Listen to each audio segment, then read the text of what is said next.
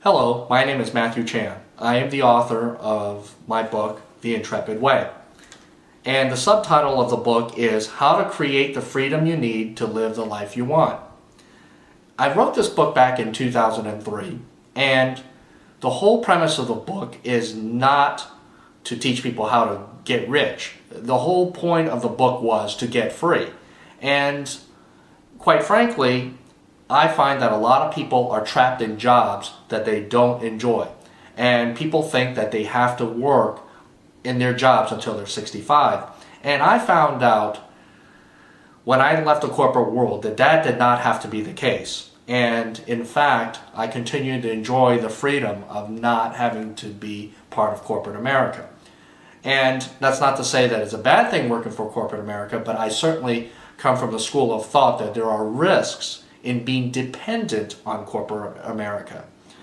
And when I wrote this book, obviously we were not going through a recession and so forth like we are going right now. So in many ways, this book is actually more important now than it was then during the boom years.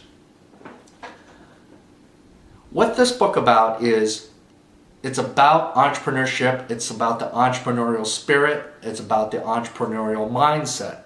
And how I go about discussing this is using myself as an example and my own journey when I left in 1995 from corporate America.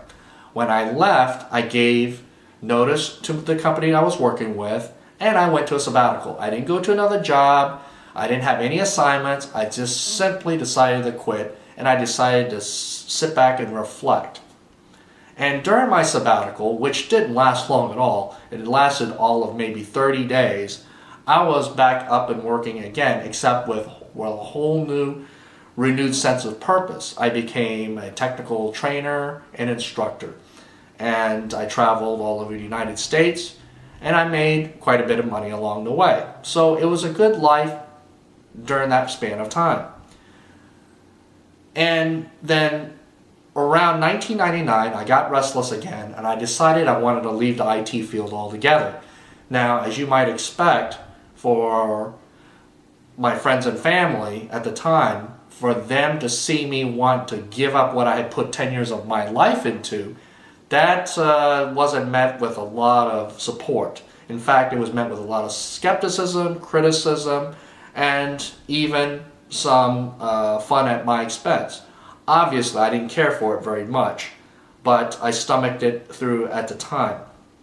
And one of the things I talk about is that the journey you make will be very telling of whether you'll ultimately make it or not. And what I mean is this: a lot of people have these notions and ideas that they carry with them when they decide they're going to leave corporate America. Unfortunately, those notions and ideas don't necessarily work well when you leave. And one such thing is that you have to have a replacement income, 100% replacement income before you can leave.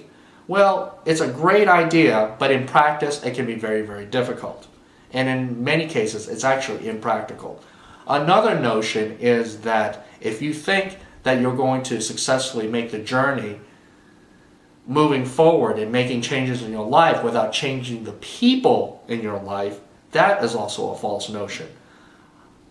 There will be people who will embrace your change, they will support your change, and they will grow with you. There are others who will make fun of you, they will insult you, they will be condescending, they will do everything to talk you out of it, all in the spirit of allegedly helping you, but really in reality, all they're doing is creating self-doubt and so forth. So these are all issues that a person who wants to make the journey from corporate America to the world of entrepreneurship will have to face. Now, I want to be clear. The Intrepid Way is not a how-to book per se. It's a book on fundamentals. It's a book on business philosophy, as I see it, and the things that worked for me. In fact, I have a lot of people tell me to this day that it's still the best book that I have written to date. And yet I have written so many different titles since then. And I think people say it's my best work yet because it was my first, it was very heartfelt, and it got very, very personal. In many ways, people do not know what I was thinking unless they read that book. And I think that people who read the book get to find out what's beneath this image that I project to you. And I say this to you because you're going to be facing the same thing. Now, I don't profess to say that I have all the answers. However, what I have always appreciated is books that shared a personal story and that set a context from where their journey began and the things that they went through, and that's how I learned from it.